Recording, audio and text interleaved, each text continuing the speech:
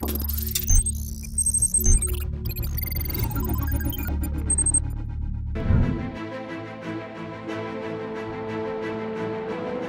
potent and powerful SUVs from the premium brands have been a growing market segment worldwide. Yes, even in the era of going green, more and more buyers seem to also want the adrenaline-enhancing, higher riding cars like the all-new BMW X5M and X6M.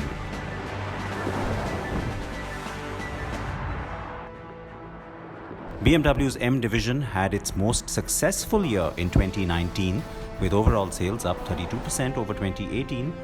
The new X3 and X4M, as well as the M8 family, arrived in 2019 too. So, as the new BMW X5M and X6M hit the market, the expectation is that 2020 should better last year's numbers. The two SAVs, or sports activity vehicles as BMW likes to call them, are indeed the more powerful versions of the stock cars that they are based on.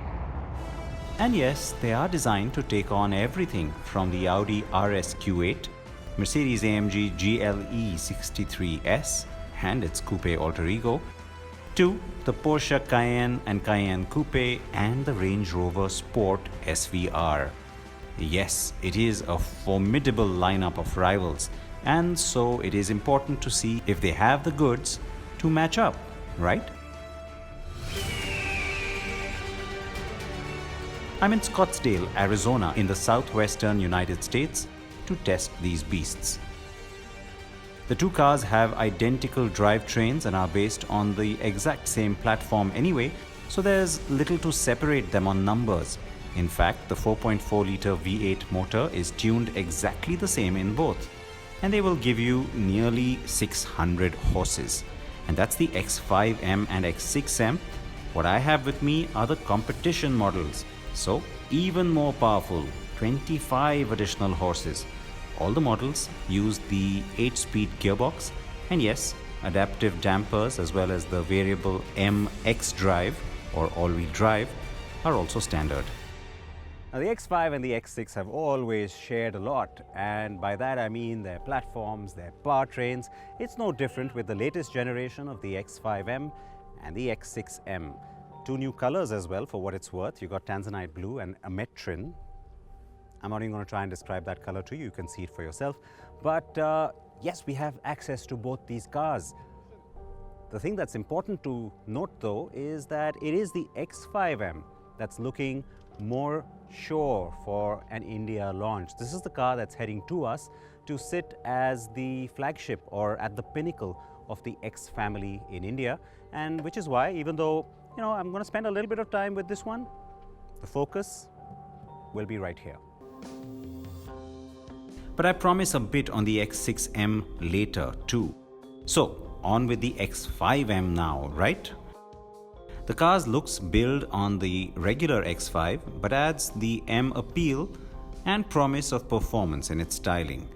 This means larger air intakes, M-badged gills on the side panel, new aerodynamic mirrors and more. Now, this is an SUV, and one of the reasons people buy an SUV, even a performance SUV, well, it's for that ride height, it's for the ground clearance, and so you got a fair amount of suspension travel in this one too. But then you got the performance part to sort of add on to it, and which is why you've got 21 inches in the front and 22-inch wheels at the rear. So that's the M territory, if you will. And speaking of which, even in terms of styling, there are these few bits that kind of really scream a little bit meaner, if you will. So the black mirrors, the nice black trim that you see going around the car, all the garnish, and of course the special M wheels. Even at the back, even the badge is nice and mean with a black finish. Kind of looks sinister, complements the black grille up front, and I think that's a nice touch. The diffuser, the twin tailpipes at the rear, also finished off in black. So on the whole, even though the last car also looked very much the M version, I think with this generation, the buyer is going to like the fact that it does look that little bit different, a little more edge to it. A quick look at its specs reveals not just all that power at 612 bhp, but also a meaty 750 Nm of peak torque that is available from 1800 to 5800 RPM. The car gets an M-specific chassis. Get it out on the road and all of that comes to life.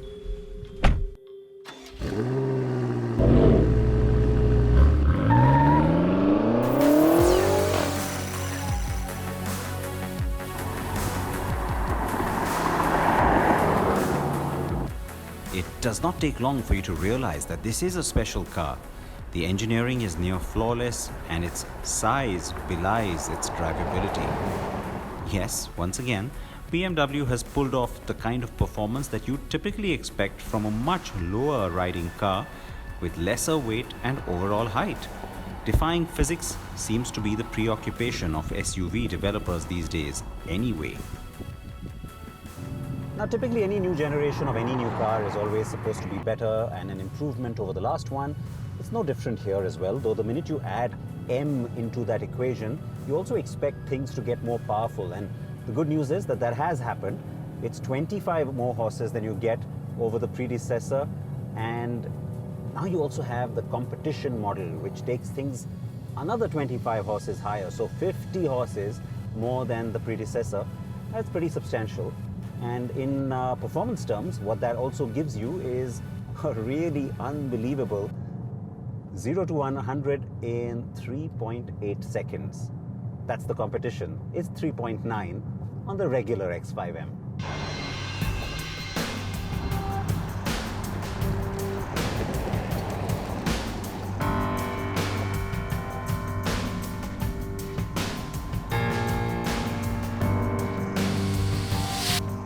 With the X5M competition as well, you get a very precise, sporty and dynamic car which will hug corners, take on bends and fast lane changes, and move very quickly with no hint of hesitation. The car's steering is a delight. It will allow you to nip about with ease and precision while giving you the sporty stiffness you want from a car like this.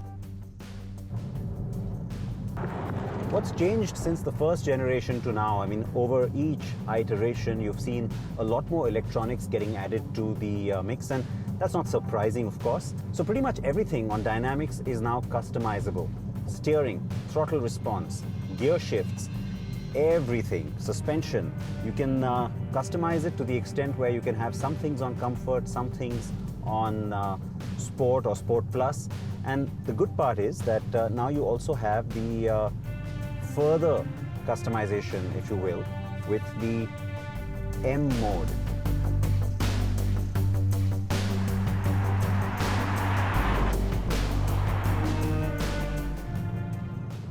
So you now also have the M mode down here. Press that and you can kind of toggle through the road, sport and then track option. Track, of course, not for where I am right now because, as the name suggests, it's not road legal. And it gives you very different levels of dynamics and more extreme sense of performance based on which mode you're in. And the good part is, it's also nice and noisy.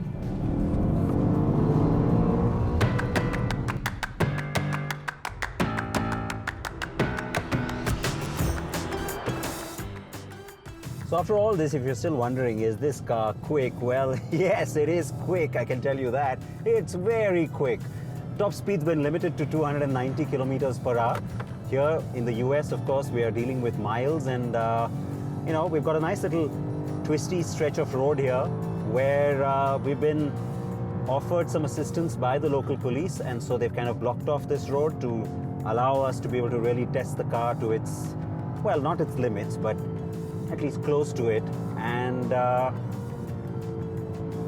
oh boy, are we having fun now.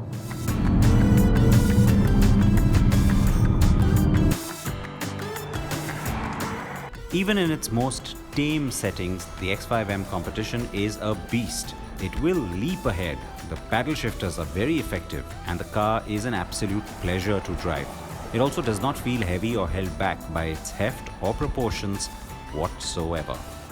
Now, the car also comes with M compound brakes. You can also configure the braking, by the way, and you have the M Sport differential.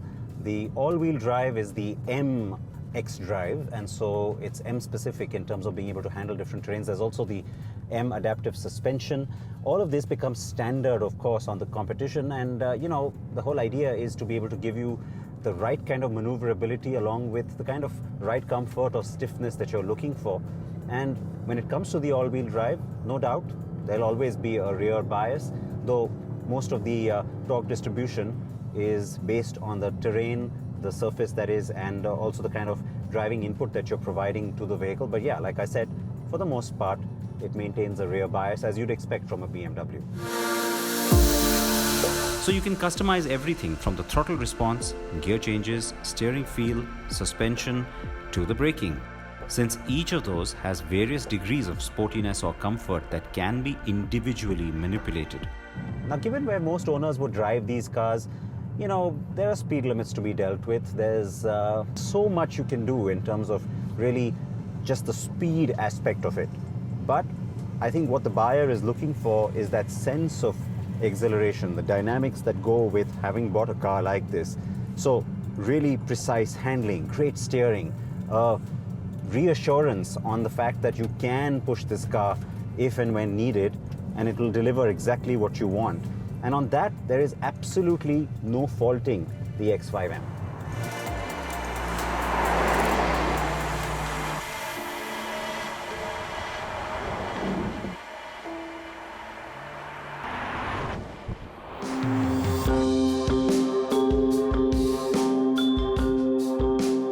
The car's cabin is impeccably finished, and it will offer you a sense of both sheer luxury and fine craftsmanship, as well as the sporty theme expected with a car like this.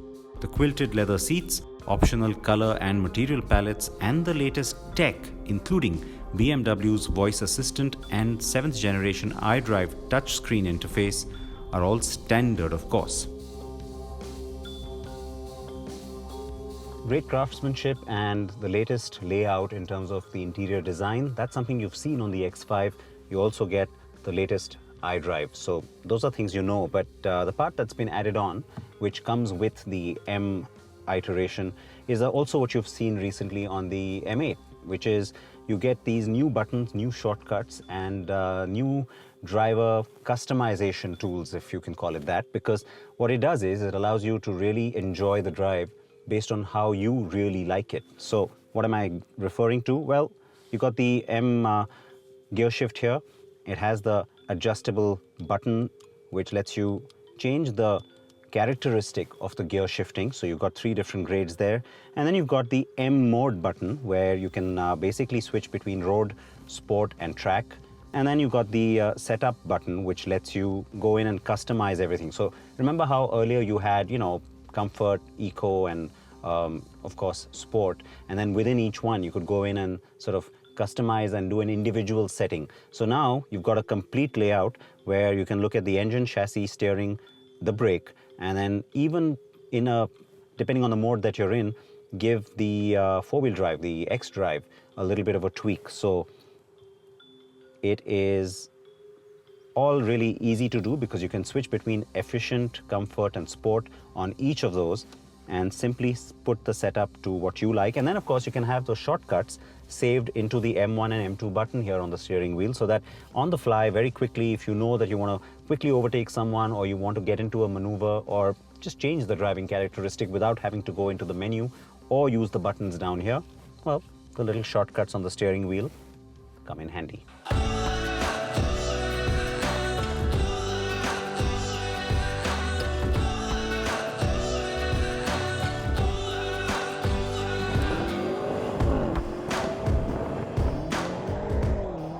As promised, I also hopped into the X6M competition for a bit.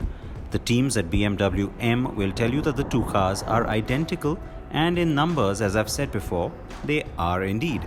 Yet, they say that the X6M will be slightly sportier and stiffer of the two. Strangely, I found the opposite to be true.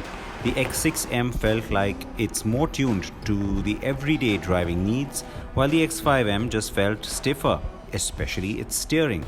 So I'll have to put that down to customizing the various individual settings differently in both the cars, so as to believe what the BMW engineers told me. But like I said earlier, the X6M is unlikely to come to us anyway. The regular X6 will, mind you, as the new 3rd generation of that car is also headed to India in 2020. But that is a separate story altogether.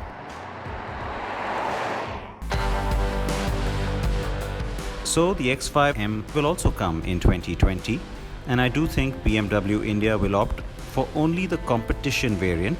I expect a launch to happen just ahead of the festive season, and the expected price range for this monster, 1.8 to 2 crore rupees. And so it is clearly not for everybody. But then you knew that at the start of this story, didn't you?